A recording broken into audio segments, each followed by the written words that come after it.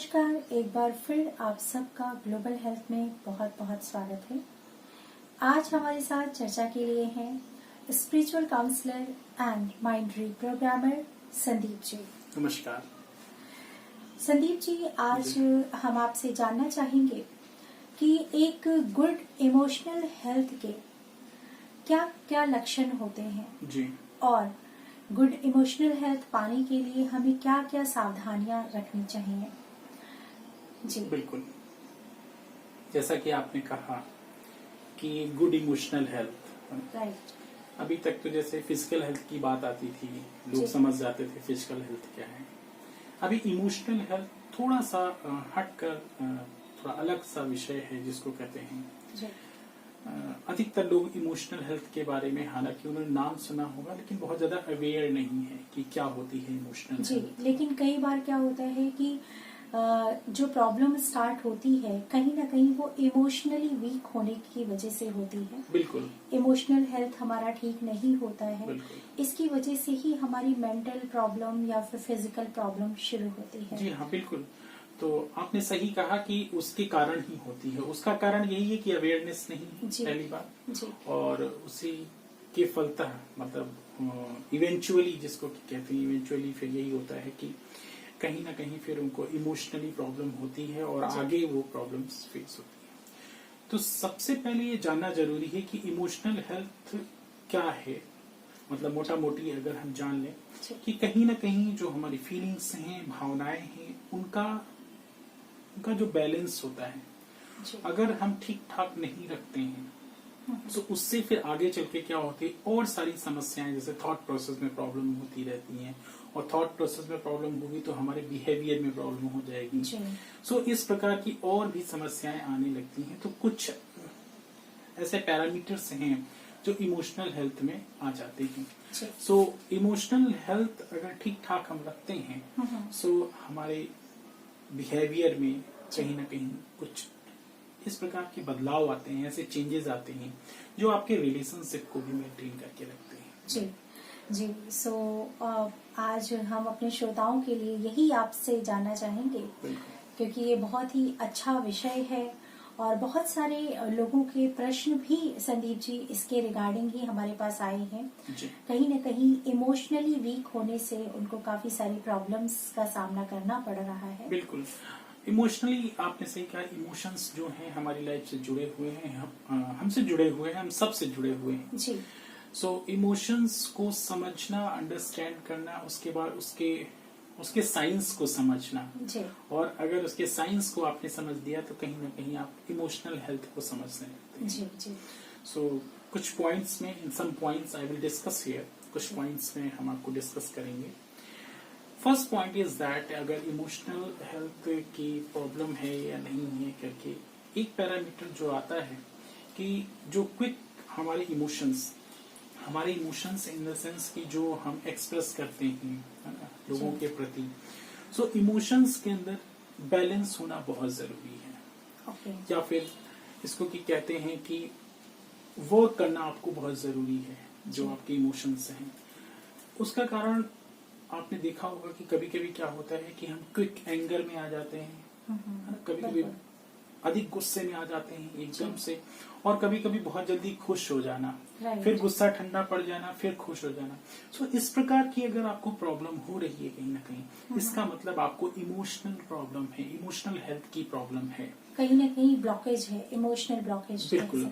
सो कहीं ना कहीं दिक्कत है आपके अंदर। अगर आप इतनी जल्दी खुश हो रहे हैं और इतनी जल्दी बहुत जल्दी हर्ट भी हो जा रहे हैं, किसी ने आपको कुछ कह दिया या फिर आपने अपने आप सोच लिया कुछ चीजों के बारे में, हो सकता है कि उसका एग्जिस्टेंस ना हो। There are the chances of existence.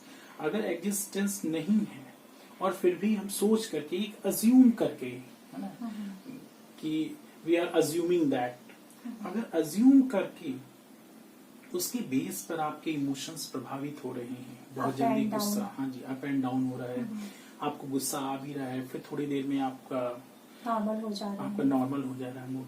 सो ऐसे समय आप समझ लीजिए कि आपको इमोशनल हेल्थ की प्रॉब्लम है, and you must work on your emotions. आपको अपने इमोशंस पर काम करना बहुत जरूरी है। और ये लोगों फील भी होने लग जाता है बिल्कुल कि हाँ, मुझे इमोशनली कहीं ना कहीं सपोर्ट की या इमोशनली स्ट्रांग होने की ज़रूरत है। सो इसी के आधार पर आज हम आपसे जानना चाहेंगे कि क्या उस लक्षण है और दूसरा क्या सुझाव है आपके, कैसे हम इमोशनली हेल्दी बन पाए। हाँ जी, आपने देखा होगा कि कभी कभी क्या होता है कि कोई व्यक्ति ऐसा होता है बहुत जल्दी रोने लगता है ना? जी जी। या थोड़े ही समय में बहुत जल्दी खुश हो जाना, या बहुत ठहाके मारकर हंसना, या फिर बहुत ज्यादा अपने आप को खुश हो जाना।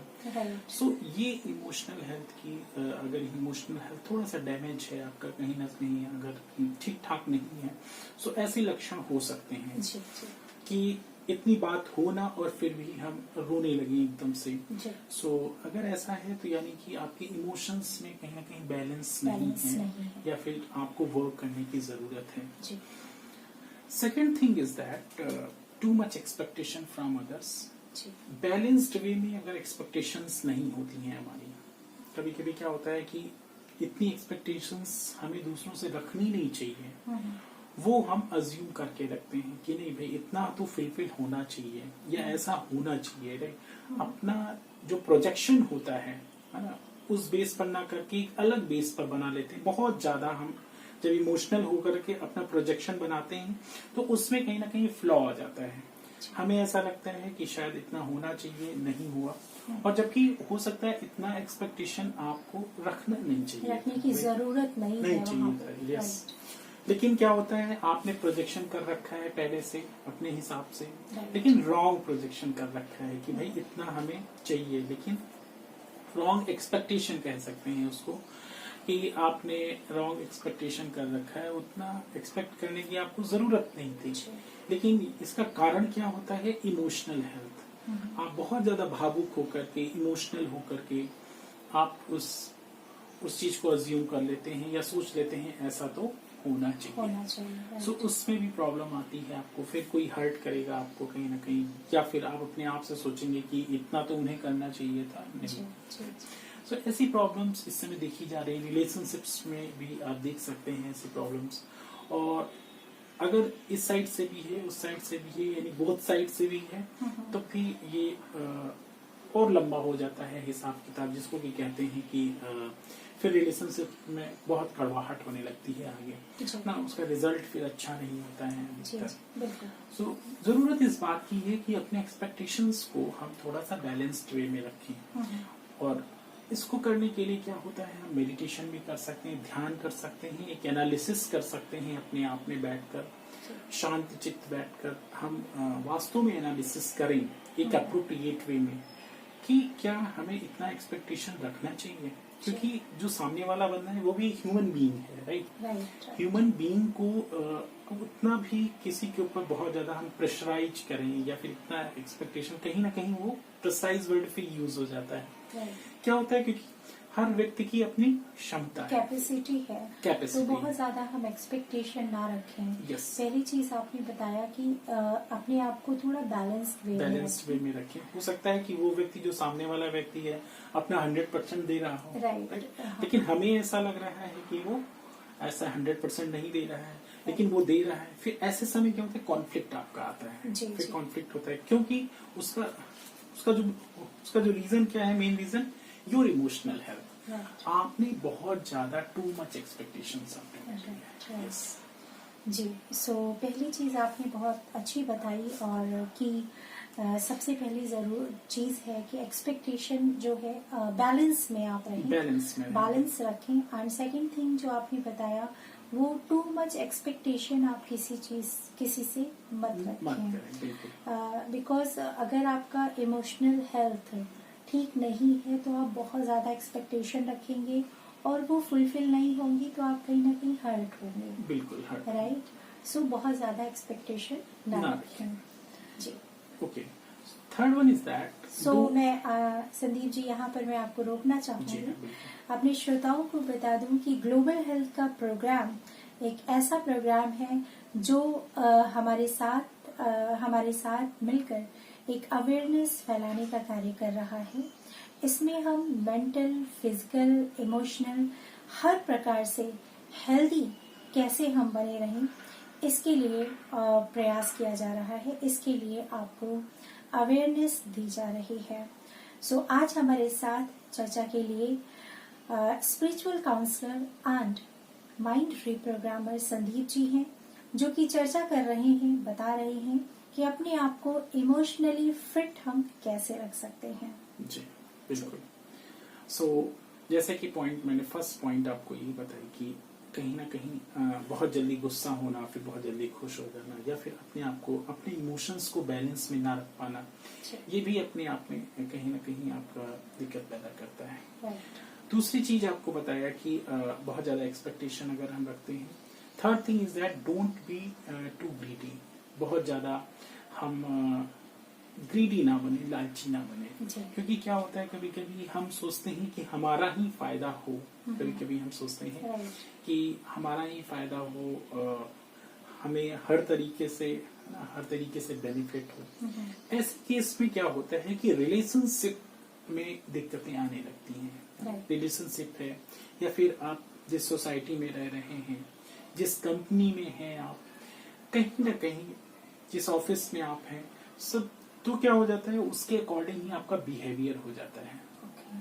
और जैसे ही वैसा बिहेवियर आपका होगा, वो रिफ्लेक्शन होने लगता है, लोग भी आपको उसी तरीके से देखने लगते हैं। आपको ऐसा लगता है कि नहीं, शायद लोगों को नहीं पता चलता है, लेकिन जो आपका इंटरनल जो थॉट होता है, इंटरनल जो इनर पर्सनैलिटीज को कहते हैं, ये इनर पर्सनैलिटी की बात आ जाती है कि बहुत ज्यादा ग्रीडी हो गए, अपना ही फायदा देखने लगे। अगर आप सोच रहे हैं कि हमें फायदा हो जाना चाहिए, भले औरों को नुकसान हो जाए, कभी कभी मैं ऐसा भी सोचते हैं। सो रिलेशनशिप्स में भी, और अगर आप किसी प्रोफेशन में हैं तो वहां के लिए भी ये ठीक नहीं होता है। इसका मतलब लोग आपको ग्रीडी समझने लगते हैं, और ऐसे समय उसका जो रूट काज होता है वो आपकी इमोशनल हेल्थ है, कि आप कहीं ना कहीं अंदर से ये सोच रहे हैं कि हमें ही फायदा होना चाहिए, हमें नुकसान नहीं होना चाहिए। हालांकि मोस्टली लोग यही सोचते हैं फायदा होना चाहिए, लेकिन टू मच हो करके जब हम सोचें कि नहीं, मुझे ही फायदा होना चाहिए, मतलब बहुत ज्यादा लालच भी आपको कहीं ना कहीं इमोशनली वीक बना देता है। बिल्कुल राइट। आपकी इमोशनल हेल्थ के लिए बहुत ज्यादा लालच करना अच्छी बात नहीं होती है। बिल्कुल, क्योंकि आपका उस समय आपकी जो मेंटल एनर्जी है वो भी पूरी तरीके से डाइवर्ट हो जाएगी, कहीं ना कहीं उसी पर फोकस्ड हो जाएगी कि हमें all the benefits would be in my favour, right. So ऐसे केस में क्या होगा कि आप खुद ही नहीं सोच पा रहे होंगे, आपका इमोशन जो है उस समय इम्बैलेंस हो जाएगा, कहने का मतलब डगमगा जाएगा, और आपको ऐसा लगेगा कि शायद और आपको भी फील होने लगेगा उस समय कि मैं शायद अपने ही फायदे की बात सोच रहा हूँ। जी बिल्कुल। So don't be greedy. Greedy ये आपको चेक करना होगा। ये अगर आप अपने आप में चेक करते हैं तो ये आपके लिए बेटर होगा। लालच वैसे भी कहा गया है कि लालच बुरी बला। हमारे जो एंसेस्टर्स थे, पूर्वज थे, उन्होंने भी कहा, और अभी भी देखिए पेरेंट्स कहते रहते हैं, हमारे पेरेंट्स भी समझाते हैं कितना, और हमारे आसपास के लोग भी कहीं ना कहीं मुख से आदमी के निकल जाता है कि लालच बुरी बला है। सो आपने बहुत अच्छी तरीके से बताया कि कहीं ना कहीं हमारी इमोशनल हेल्थ जो वीक है हमारी, वो हमें चेक करना चाहिए कि कहीं हमारे माइंड में बहुत ज्यादा लालच तो नहीं है। यस, क्योंकि ये लालच जो ग्रीडीनेस है आपकी, कहीं ना कहीं ये दिक्कत पैदा करता है फिर आपके रिलेशन में, आप जहाँ पर हैं, प्रोफेशन में है, जहाँ लोग आपको फिर वैसे ही देखने लगते हैं। रिफ्लेक्शन जो आपका होगा वो हर आपकी एक्टिविटीज में वो रिफ्लेक्शन कहीं ना कहीं शो होता है, राइट। थर्ड थिंग हो गई आपको। Fourth thing is that never under estimate others. कभी भी दूसरों को हम अंडर एस्टिमेट ना करें। ये बहुत ही सटल पॉइंट है। देखिए क्या होता है कि जब हम दूसरों को अंडर एस्टिमेट करने लगते हैं कि नहीं, जो हूँ मैं ही हूँ जो हूँ, कभी कभी होता है, लेकिन ये बहुत अंदर में बहुत सूक्ष्म में रहती है ये सारी चीजें, in a very subtle form you will सी।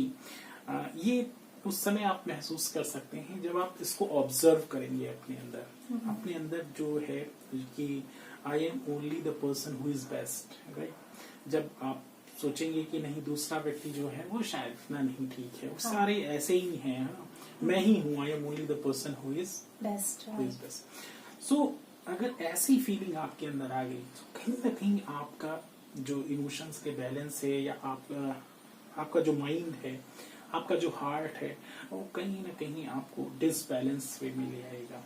और दूसरों को जैसे ही आप अंडर एस्टिमेट करने लगेंगे, आपका बिहेवियर वैसा हो जाएगा, आपके अंदर की फीलिंग जो आ जाएगी वैसी आ जाएगी। सो ऐसे समय पर भी ये बहुत अधिक चांसेस बनते हैं कि हो सकता है कि अगला व्यक्ति अच्छी परफॉर्मेंस दे, राइट। आपने इसके पहले बना रखा है कि मैं आई एम द बेस्ट। फिर ऐसे समय क्या होगा कि अगर उसने अच्छी परफॉर्मेंस दे दी और लोगों ने पसंद किया उनको, सो उस समय आपको हर्ट होगा, बट ये होना नहीं चाहिए था, बट ये होगा। ये ऐसा क्यों हुआ? Because of your emotional health problem. ये ऐसा इसके कारण आपको रिफ्लेक्ट हुआ, जबकि ऐसा था नहीं, it was not really existed there. So ऐसे समय पर आपको पहले से ऐसा भी नहीं कि हम अपने आप को वीक समझें, बट ये आपको सोच के चलना होगा कि और भी हैं जो अपने हिसाब से अच्छा कर सकते हैं, राइट। सो ऐसी प्रॉब्लम आती है। सो इसके लिए भी हमें बहुत पहले से प्रिपेयर अपने आप को करना होता है। ऐसा नहीं कि इमोशनल हेल्थ के लिए हम एक ही दिन में अपने आप को प्रिपेयर कर लेते हैं। जी जी जी। सो सबको मेहनत करनी होती है अपने, और जितना आपका इमोशनल हेल्थ अच्छा होगा लाइफ में आप उतना आगे बढ़ते हैं और आपका पीस ऑफ माइंड हमेशा मेंटेन रहता है। जी जी। सो इस तरीके से आपने हमारे श्रोताओं को इमोशनल हेल्थ के बारे में जो चीजें बताई, बहुत ही प्रैक्टिकल चीजें संदीप जी आपने बताई। अगर हम देखते हैं तो चारों पॉइंट्स जो आपने बताई हैं बहुत ही प्रैक्टिकल हैं। अगर जो भी इस चर्चा को सुन रहा है, वो अगर वो देखेगा तो कहीं ना कहीं उसको अपनी इमोशनल हेल्थ को इम्प्रूव करने में जरूर सहायता मिलेगी। मेजरमेंट है, पैरामीटर्स हैं, उसके थ्रू आप ऑब्जर्व कर सकते हैं अपने आप को अगर ऐसी कोई प्रॉब्लम्स हैं। Fifth one is that over confident. आपने सुना होगा कभी कभी ओवर कॉन्फिडेंट फूल्स भी लोग कहते हैं कभी। ओवर कॉन्फिडेंट फूल्स मीन्स होते हैं कि बहुत ज्यादा हम अति उत्साह में, ओवर कॉन्फिडेंस वर्ड इसलिए यूज किया गया है। ओवर कॉन्फिडेंट होकर के अगर हम कोई वर्क करते हैं, काम करते हैं, या फिर कहीं किसी भी चीज को अंजाम देते हैं, सो ऐसे समय भी इमोशनल हेल्थ की ही प्रॉब्लम कही जाएगी। तो उसका रीजन क्या है कि आप ओवर कॉन्फिडेंट होकर के कभी आपने कोई एनालिसिस नहीं किया, कोई अच्छी खासी प्लानिंग नहीं की, आपने अपने आप में ये सोच लिया कि मुझसे जो होगा सही होगा। ठीक है, कॉन्फिडेंस होना गलत बात नहीं है, गलत बात नहीं है, लेकिन आप ओवर कॉन्फिडेंट हो जाएं इसका मतलब है कि कहीं ना कहीं अगर आगे आने वाली कोई फ्लॉ होता है अगर, तो उसमें आप बहुत ज्यादा अपने आप को हर्ट करेंगे, बहुत ज्यादा अपने आप को ही अंडर एस्टिमेट करने लगेंगे। और ऐसा इस प्रकार से देखा भी जा रहा है कि ऐसे समय क्या होते हैं कि फिर वो इतना ज्यादा व्यक्ति परेशान हो जाता है कि अपने आप को ही बहुत ज्यादा अब्यूज करने लगता है। So these are the 5 points I have elaborated here. I think कि हमारे जो श्रोतागण हैं वो सुनेंगे, अगर उनमें से अपने आप को वो ऑब्जर्व करें इन